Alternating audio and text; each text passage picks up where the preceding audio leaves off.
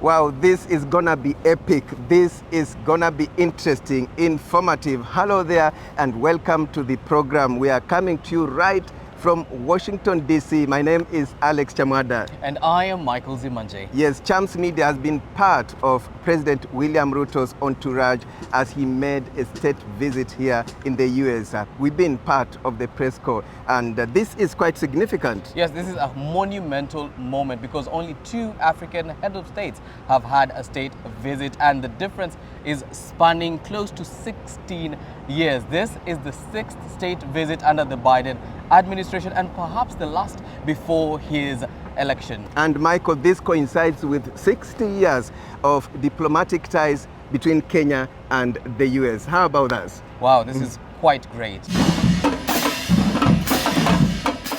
We will highlight the various deals that have been made during this trip and what they mean for you. And Michael, President William Ruto has indeed been daring abroad, and many Kenyans have been eager to know what does this mean for them. That is very true, but this particular one is more than optics and PR because the president made an effort to meet with various companies and institutions, all in the aim of boosting trade. Including Kenyans living in the US at a gathering that had well over 1,500 attendees. We'll tell you what transpired at that meeting with Kenyans. But first things first, the grand reception, Michael. Yes.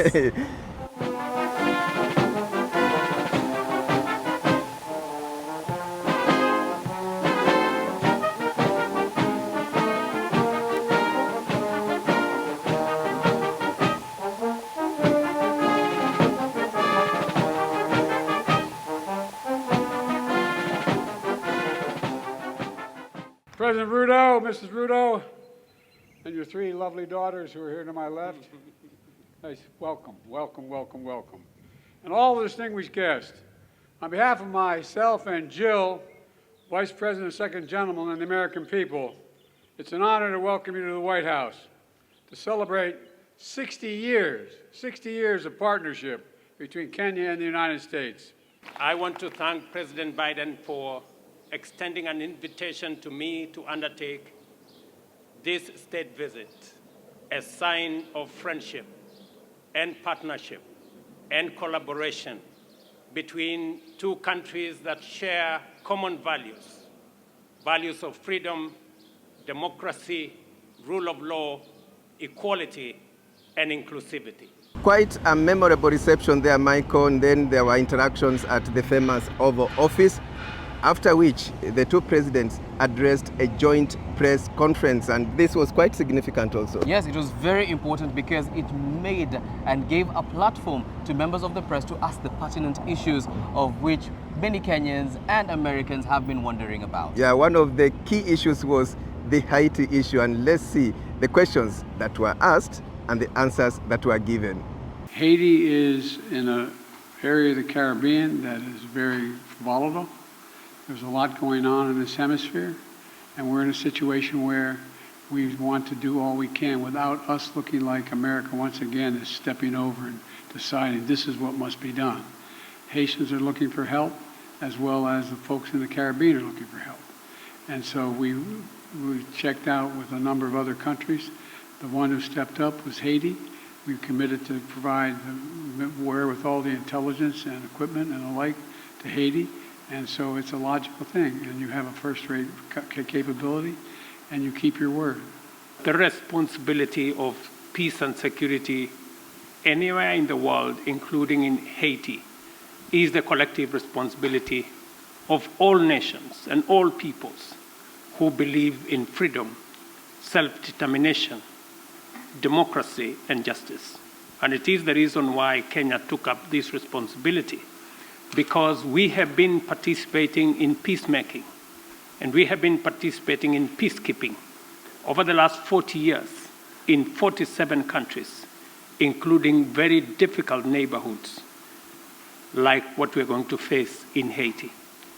Let's now move to another memorable moment, and this is the dinner, Michael. Yeah, that is very true. We had the privilege of attending the state dinner, which was well curated and was very specific because they wanted the guests who are the President and First Lady of the Republic of Kenya to feel at home, as well as share the culture of the United States of America. And this included the decor that was used, as well as the selection of music, because it was mostly country and gospel. Wow. Yes.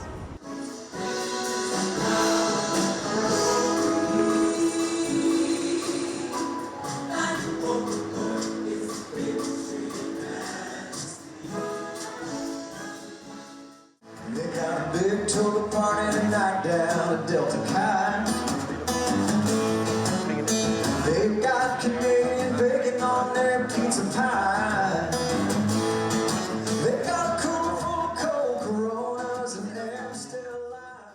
And enduring bonds of friendship, partnership, and solidarity between Kenya and the United States. To the President. And before this grand reception, there was a roundtable meeting discussing trade ties between Kenya and the US, Michael. Yeah, that is very true. And it was all about tech, particularly artificial intelligence, cybersecurity, and how Kenya can position itself as a leading tech hub in Africa. And President William Ruto highlighted some of the achievements, including Kenya laying over 100,000 kilometers of fiber optic cable, and he said this will enable internet to reach every village in Kenya. This means a lot to the business in Kenya, is it, Michael? Yes, there was this and much more. Let's listen in to what they said. We're launching a new era of technological cooperation between Kenya and America, including new exchanges and investments in key fields of cybersecurity, artificial intelligence, and semiconductors.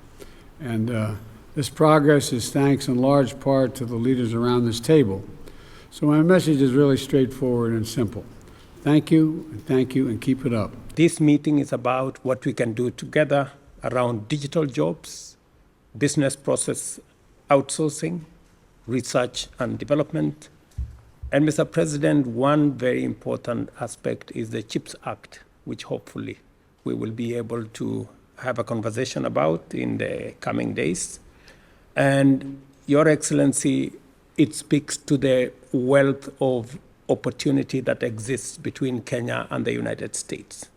Our young population, talented, educated, innovative, and American technology that is cutting edge, and investment capital and investors that are hungry for opportunities, not just in Kenya, but in our continent, is a perfect match for this moment. Great. Let's move on to the other places the President and the Kenyan delegation visited, Michael. Take a look at this.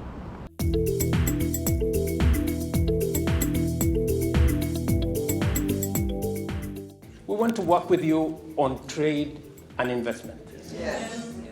And I am very happy that I have heard you with clarity saying that you want to reprioritize the Africa Growth and Opportunities Act, AGOA. Yes. My request to you from your friends, brothers, and sisters in the African continent is that that be done in a timely fashion so that we can see how we can expand investment. People are planning when they are going to invest, and we want you to assist us to renew AGOA for 10 years.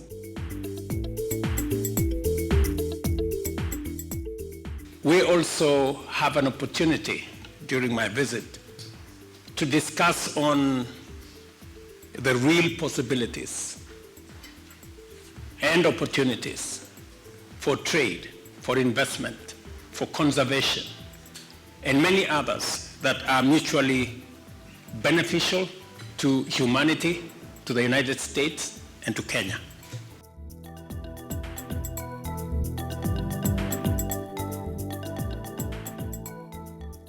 Indeed, it was a first fast-paced trip, and I'm sure you are eager to hear more about the deals that were made and what they mean for you. Yes, we shall have this and much more right after the break, but stay with us. Welcome back to the program. Today we are coming to you from Washington, D.C.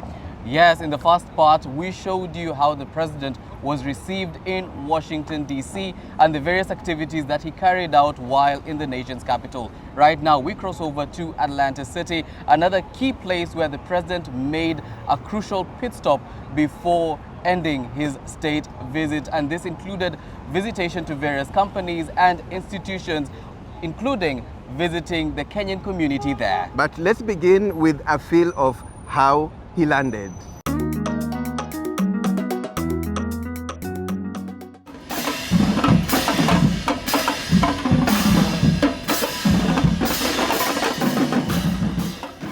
Upon his arrival, the president began his busy schedule, with his first stop being at the Carter Center. Yes, the Carter Center is a non-profit, non-governmental organization that is keen of improving lives through promotion of democracy and conflict resolution. And justice as well. Let's listen into what they said. Started by former US President Jimmy Carter and his wife Rosalynn Carter in partnership with Emory University, the Carter Center has been a pioneer of election observation, monitoring more than 100 elections in the African continent, making it an important stop for President Ruto, whose trip heavily involved upholding of democratic values in Africa and the rest of the world.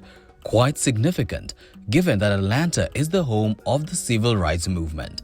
This is a crucial time for reflecting on the need to strengthen democracy worldwide. Many countries are in economic and debt distress occasioned by climate change and compounded by an unjust international financial architecture and also an imperfect multilateralism.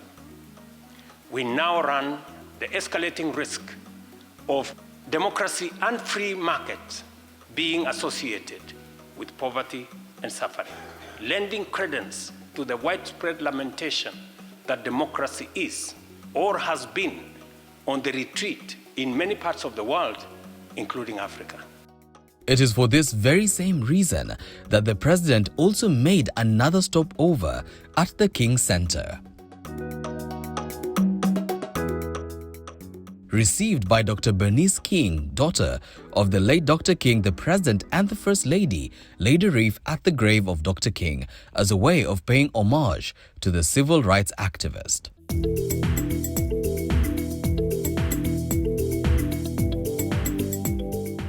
With that out of the way, it was down to business, with successful meetings at the Center for Disease Control, Spelman College and Coca-Cola respectively. In the meetings, the president announced various partnerships, joint proclamations and MOUs between the CDC and the Kenyan government geared towards strengthening of health security in Kenya, the region and the world, including a 4 billion Kenya shillings deal with the Kenya Medical Research Institute, KEMRI, to support cutting-edge research in matters public health.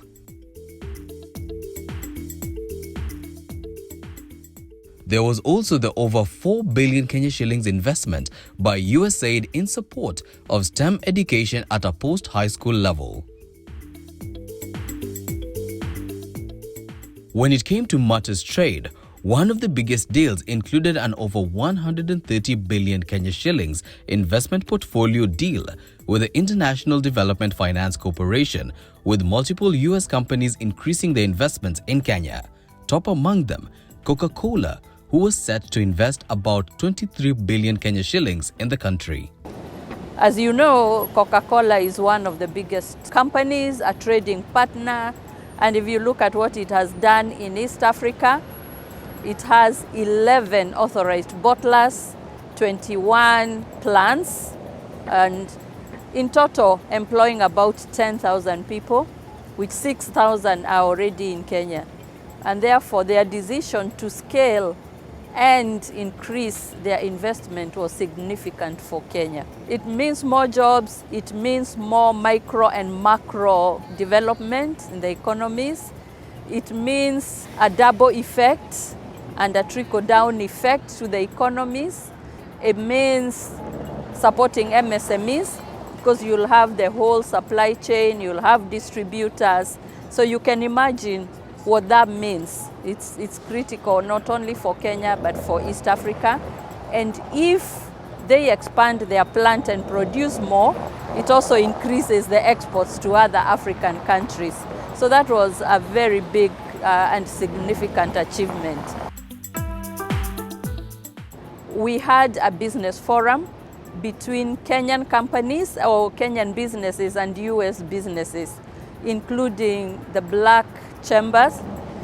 And there you could see businesses benchmarking, interacting, and creating connections. And that was very excited. I believe many of the Kenyan companies were able to pair up with their counterparts.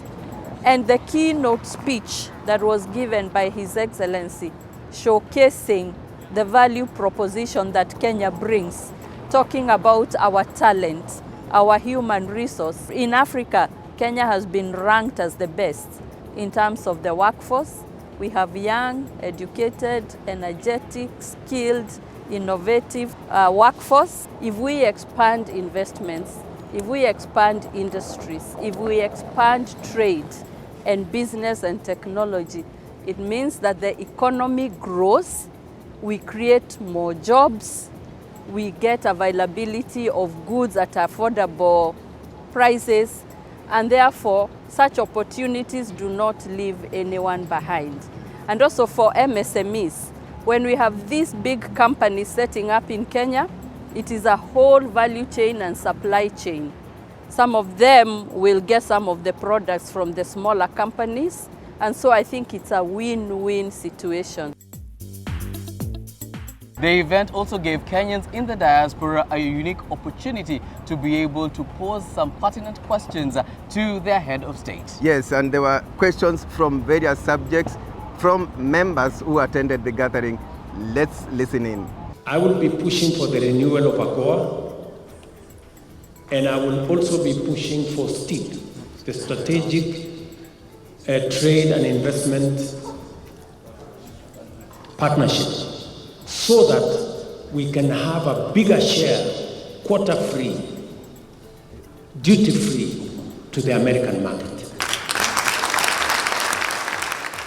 A great summary there, Michael, of the significance of President William Ruto's state visit to the US, with Kenyans living abroad getting to hear about new opportunities, new investment opportunities back home, as well as in the various countries they live. And back home, there is health sector, there is agriculture, there is money market, there is real estate, quite a basket full of opportunities. Yes, and speaking of investment opportunities, let me focus in on real estate. Yes, time now for our investment tips brought to you by Centum Real Estate.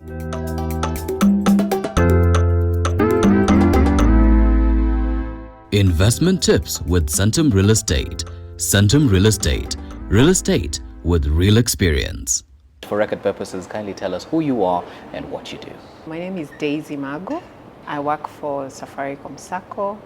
I work in the marketing and business development, where we are very passionate about cooperative movement and bringing in members and empowering members in terms of asset financing and taking them to the next level. Great, now let's get right into it. For someone who wants to enter into the real estate market, financing is an important aspect. So for anyone who might be in Kenya or abroad, how do they go about it? One of the major things that you need to look at when you're looking at financing in the real estate sector, number one, like when you're in SACCOs, the interest rates do not fluctuate. So you are at comfort to know that once you borrow from the SACCO, the interest rate will be constant because you'll have a peace of mind. Because at this juncture, we are looking at single-digit financing, Currently, we are doing 8% financing for our ready mortgage. So you can take an advantage as you're doing your home shopping. You can come through the circle. First of all, identify the house that you want through Centum Investments. And we will be able to take you through the steps from there. Because we will do the due diligence, everything we will give you, we will do 105% financing. And at a single digit, that is 8% for a ready home. We are looking at 9% per annum for construction mortgage. So if you have also a piece of land that you have, we can do for you a good house once you get the structural drawings for you.